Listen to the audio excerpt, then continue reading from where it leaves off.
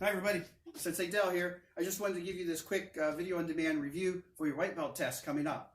So what we've been doing for the past 4 days is teaching the techniques I'm going to review here for the test, and I'll explain it very briefly, but mostly this is going to be a review. If you weren't in on our earlier broadcasts, I recommend going back on Facebook and watching them for your lesson, for your original lesson. Okay, so first things first, all karate classes begin and end with respect. So we start in attention stance, that's where heels and toes touch. Slap the sides, bow, looking up, make eye contact. In the United States, in America, Western cultures, we typically make eye contact to show signs of respect. In Asian cultures, Eastern cultures, the gaze can be diverted down. But so in the United States, in our dojo, we look up when we bow. Okay, we make eye contact as well. Then we step out. After we bow, we step out with the right leg, drop our hands down. Some dojo step out with left leg, it's okay. I'm going to move back here to the center of the camera so you definitely catch everything I do. Ready stance is here, look straight ahead. In both ready stance and attention stance, you stare straight ahead. You don't have to do a mean look or anything, just stare straight ahead. Okay, all right, now the next stance for the white belt test is horse stance and hands here, or hand guard, guard arm. Okay, and then sumo stance, toes are out a little bit, bend the knees more, and guard still, or hands here. We like to guard though, mostly. All right, another stance we learned was left front stance. Left front stance, you'll go back to ready stance. Make sure your toes are perfectly straight. Then you'll step forward with your left leg. And make sure you step directly forward. Don't move side to side at all with the foot. And I gotta move out a little bit. You do make a little adjustments. And your shoulders and body straight ahead here. Your toes as straight ahead as you can. The front foot definitely should be straight ahead. The knee on the front leg is bent, the back knee is not bent. This is left front stance. Then during the video, Facebook live stream, I talked about jump switch. So we jump and switch, and now we're in a right front stance. Of course, you should try to get into the very best stance you can. Guard arm, whatever leg's in front, that's the guard arm that's up. The other hand's on the hip. And speaking of hips, you hold your fists anywhere between the hip and the center of the chest. Is here and here.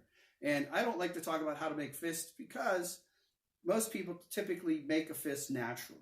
And my premise of martial arts that I teach, everything is always natural. And in fact, I always say people knew martial arts before they were born because they kicked and punched and blocked inside mom's belly, right? So fist here, thumb, roll it up once, roll it twice, thumb comes across. No other way to make the fist the right way.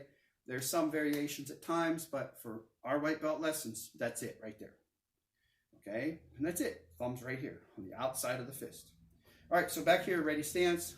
We've got horse, we've got sumo, we have left front, right front, and then we had left crane and right crane. All of our kicks originate from there. Let's go to kicks, and we'll come back and end this video on demand with overhead, or with blocks rather, all the blocks that we are requiring for white belt.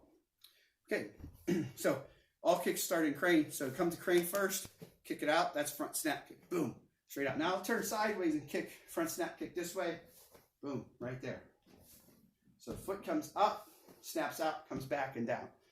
The foot is always kept here. The point of contact of the foot is the ball of the foot. That's what you kick with. The ball of the foot, that's what hits. All right, back to ready stance. Now the other kick we did was back kick. Back kick is straight back, knee comes up, and you look over whatever shoulder of the leg that's kicking. So don't need to know left and right. Just need to know side to side, right? So go here and boom, straight back. Now from the side, really the only way you can see it on the camera is it's here. That's each, knee, san, shi. Okay? And faster, boom. And you look back, you can see your foot. You know where it's targeting. You know it's hitting. And the foot, the kick is typically seldom ever done above the belt, but it's done to the groin and to the knee. Okay? In real application. Fancy, it looks cool when you kick up higher though, right? So, but here, and keep your toes straight down. If you turn your toes sideways, then it's a side kick to the back. I'm going to do a side kick now. So side kick is here, snap it out and bring it back. Okay, up, snap it out, bring it back. Some people call that side snap kick.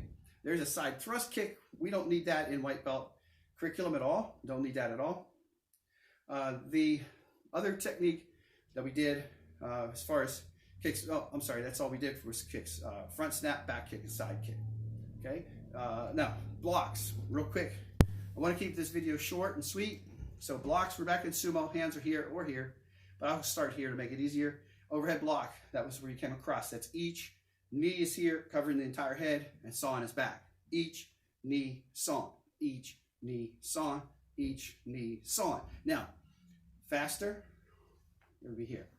And of course, real fast, it's here, right?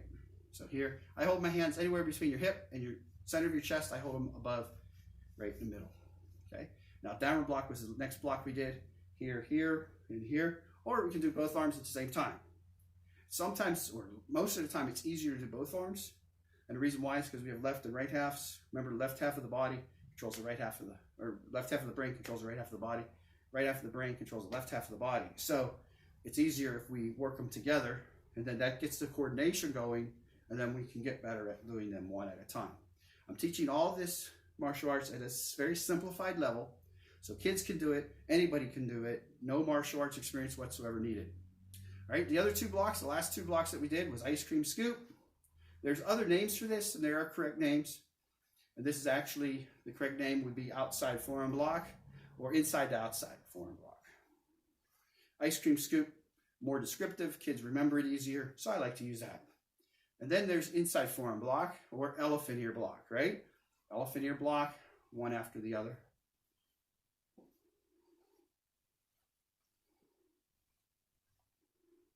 Comes up, each, out, knee, saw, and back. Both together. Again, any problems doing it with one arm at a time, do both arms. And practice it like that until it's ingrained in the brain and grooved right in there, engraved in it, and then it's easy to do one at a time.